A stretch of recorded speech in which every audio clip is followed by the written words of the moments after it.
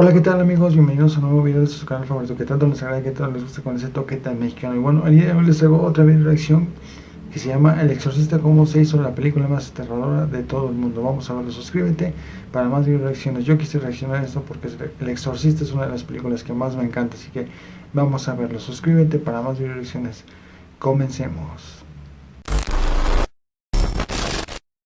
Películas de terror hay miles, pero El Exorcista sigue siendo única. Siempre encabeza las listas de los mejores del género y continúa perturbando gracias a una historia donde el horror se hospeda en nuestra propia casa. El impulsor de todo fue William Peter Blatty. Nacido en 1928, asistió a un colegio jesuita, por lo que la religión católica se volvió parte de su vida. También le interesaban los libros, de modo que estudió en la Universidad de George Washington. En 1949 leyó un artículo en The Washington Post sobre un chico de 14 años de College City, en Maryland, al que le habían practicado un exorcismo. No supo más del tema hasta unos meses después, cuando fue mencionado por el padre Eugene B. Gallagher en una clase sobre el Nuevo Testamento. Al parecer, el chico, oculto bajo el seudónimo de Roland Doe, emitía sonidos guturales, hablaba en latín y había intentado atacar a uno de los sacerdotes que quería salvarlo. Obsesionado con el tema, Blatty investigó la idea de escribir un libro de no ficción. Contactó al padre William S. Bowdern, quien había realizado el exorcismo, pero no pudo obtener detalles. Joseph Ritter, el arzobispo de St. Louis, no lo autorizó a hablar. Bowdern sí le pudo decir que el caso de Roland Doe era verídico. Años más tarde, Blatty trabajaba en Beirut cuando conoció a Gerald Lancaster Harding, director del Departamento de Antigüedades de Jordania y descubridor de los rollos del Mar Muerto, con manuscritos del Viejo Testamento. Parte de ese contenido incluía salmos para exorcismos. Blatty no retomó el libro sobre el exorcismo, pero sí escribió ficción y trabajó como guionista para Blake Edwards y otros directores, especializándose en comedias. Sin embargo, aún pensaba en el caso de Roland Doe y decidió plasmarlo en una novela. Nunca había perdido el contacto con el padre Bowdern, que lo asesoró sobre ritos de exorcismo, pero por pedido del sacerdote debió cambiar varios detalles sobre el episodio verdadero, empezando por el sexo y la edad del personaje poseído. Así pudo darle forma a El Exorcista. Publicado en 1971, el libro se convirtió en un bestseller. Los lectores quedaban atemorizados por la historia de Regan McNeil, una niña de 12 años que es poseída por el antiguo demonio Pazuzu. Blatty conocía el potencial cinematográfico del Exorcista y pronto vendió los derechos. Paul Monash, productor de Butch Cassidy, le propuso $400,000 más un porcentaje de las ganancias. Sin esperar la confirmación del autor, cerró un acuerdo con Warner Bros. A Blatty le molestó esa actitud y se enfureció al descubrir que Monash pretendía hacer varios cambios, como quitar la posesión. Blatty aclaró todo con Warner, logró que Monash fuera echado del proyecto y pasó a ser él mismo el guionista y productor para asegurarse el control creativo. La versión cinematográfica del Exorcista surgió cuando Hollywood atravesaba una de sus etapas más fascinantes. Las superproducciones con estrellas iban quedando obsoletas mientras un grupo de nuevos cineastas renovaban la industria. Bonnie and Clyde, de 1967, fue la punta de lanza, pero 2 años después, Easy Rider confirmó el nacimiento de un nuevo Hollywood. Estas películas se caracterizaban por la búsqueda del realismo, con actores más parecidos a la gente común, un estilo que se extendió a varios géneros como el terror. Las piezas góticas, pobladas de monstruos clásicos, fueron reemplazadas por historias ambientadas en el presente, con amenazas que podían estar a la vuelta de la esquina. Un terror que sintonizaba con el de la vida real, representado por los asesinatos de mandatarios, la guerra de Vietnam y el Watergate. Alfred Hitchcock sentó precedentes con Psicosis y Los pájaros, pero el terror moderno se inauguró en 1968 con La noche de los muertos vivos, de George A. Romero, y El bebé de Rosemary, dirigida por Roman Polanski. Blatty también quería para El Exorcista un estilo anclado en la realidad, y eso fue decisivo para seleccionar al director. Se acercaron a Arthur Penn, responsable de Bonnie and Clyde, y luego a Peter Bogdanovich, que venía de The Last Picture Show, pero ninguno aceptó. Mike Nichols rechazó el ofrecimiento porque consideraba imposible dar con una actriz de 12 años que pudiera hacer de Regan sin quedar traumada. También se lo tentó a John Boorman, realizador de Deliverance. En un momento, el indicado para Blatty y Warner parecía ser Stanley Kubrick, que acababa de terminar La naranja mecánica, pero las negociaciones no prosperaron porque el director pretendía todo el control absoluto. Más por agotamiento que por convicción, Warner contrató a Mark Rydell, un actor que había debutado detrás de cámara con The Fox, pero Blatty no estaba convencido y tenía un as bajo la manga. Friedkin comenzó trabajando en la televisión, dirigiendo capítulos de series como Alfred Hitchcock Presenta. De ahí pasó a realizar su ópera prima, Good Times, de 1967, protagonizada protagonizada por Cher y Sonny Bono. Blatty conoció a Friedkin en 1966 cuando le ofrecieron dirigir Gunn, adaptación de la serie Peter Gunn. Al principio, Friedkin no se mostró impresionado con el guión del Exorcista. Incluso cuestionó a Blatty por haber prescindido de las partes más fuertes del libro, empezando por la de Reagan masturbándose con un crucifijo. El autor estuvo de acuerdo y las agregó, pero había otro impedimento. Warner se mantenía firme con Rydell, aunque cambiaron de opinión el 9 de octubre de 1971 cuando se estrenó Contacto en Francia. La cuarta película de Friedkin era un policial realista con personajes en situaciones límite. Resultó un éxito de taquilla que también obtuvo 5 premios Oscar, incluyendo Mejor Película y Mejor Director. De hecho, a los 32 años, Friedkin fue el cineasta más joven en ganar la estatuilla y ostentó el récord durante décadas. Ahora sí, Warner prescindió de Rydell y sumó al nuevo cineasta de moda. El siguiente paso consistía en encontrar al elenco, otra tarea igual de complicada. Uno de los roles más importantes era el de Chris McNeil, actriz y sufrida madre de Reagan. Friedkin se lo ofreció a Audrey Hepburn, pero vivía en Roma y solo podía aceptar si el rodaje se realizaba allá. Luego acudió a Anne Bancroft, que debido a su embarazo no podía filmar hasta dentro de unos meses. También le acercó el guión a Jane Fonda, que lo rechazó porque le parecía una estafa capitalista. Blatty sugirió a su amiga Shirley MacLaine, pero apareció Ellen Burstyn. Había sido nominada al Oscar por The Last Picture Show y se contactó con Friedkin deseosa de interpretar a Chris. Otro papel decisivo era el de Damien Karras, un sacerdote con crisis de fe que sin embargo debía enfrentarse a Pazuzu. La lista de candidatos incluía a Jack Nicholson, aunque el indicado parecía ser Stacy Keach. Entonces Friedkin dio con Jason Miller, un actor y director de teatro con nula experiencia cinematográfica, pero muy similar a Karras. En su juventud había estudiado para ser sacerdote jesuita. El otro cura importante del film era Leicester Merrin, el verdadero exorcista de la historia. Warner barajó a Marlon Brando, pero Friedkin se opuso porque sabía que el astro manejaría todo y a todos como venía de hacer en El Padrino. El director contrató al sueco Max von Sydow, actor fetiche de Ingmar Bergman, que había empezado a participar en producciones de Hollywood. De todos modos, nada fue tan difícil como encontrar a Reagan.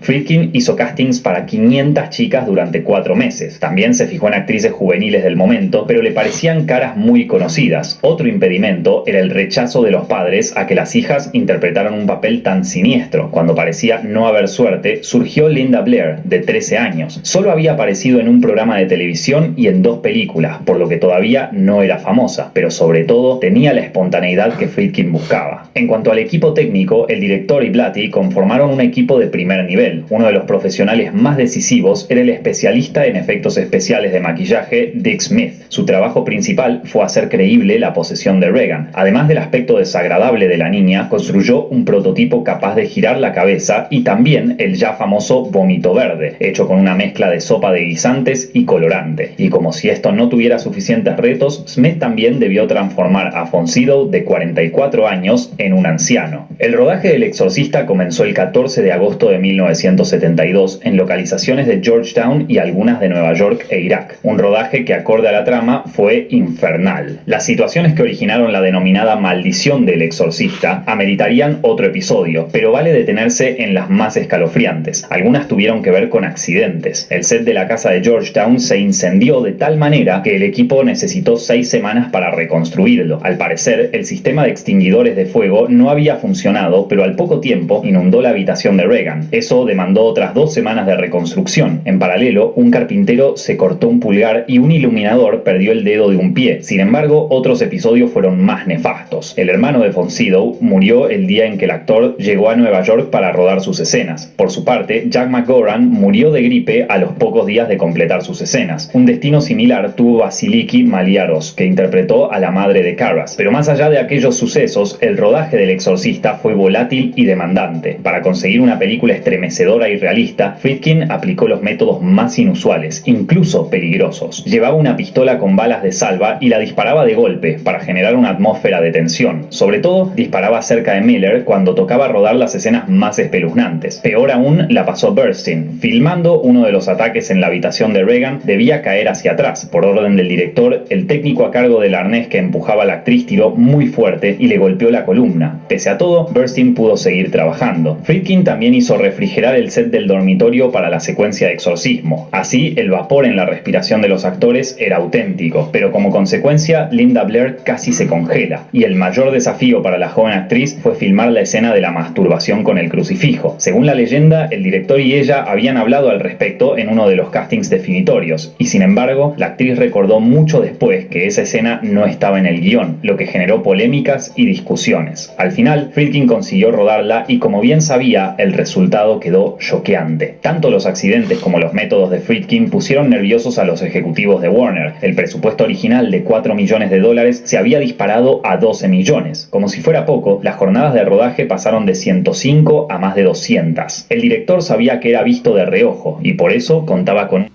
Cuando llegó la etapa de postproducción, el ambiente también siguió bastante picante. Para darle voz a Pazuzu, se distorsionaron los diálogos de Blair a fin de que sonaran diabólicos, pero como ese recurso tenía sus limitaciones, Friedkin llamó a la veterana actriz Mercedes McCambridge, que le imprimió el dramatismo necesario a las escenas más importantes. Más adelante, como inicialmente no fue incluida en los créditos, McCambridge le hizo un juicio a Warner y ganó. Otro elemento crucial fue la música. El compositor original fue Lalo Schifrin, pero apenas escuchó su trabajo, Friedkin lo tiró a la calle. Encontró la solución usando distintas piezas musicales como Campanas tubulares de Mike Oldfield, que se convirtió en el leitmotiv de la película y del género del terror. Como si los problemas no hubieran sido suficientes, la relación entre el director y Bloody se deterioró. El corte aprobado por el autor incluía dos momentos que él creía indispensables: cuando Regan baja las escaleras de cabeza como una araña y un diálogo entre Karras y Merrin sobre la naturaleza del mal. Pero Friedkin hizo un nuevo montaje en el que cortó esas escenas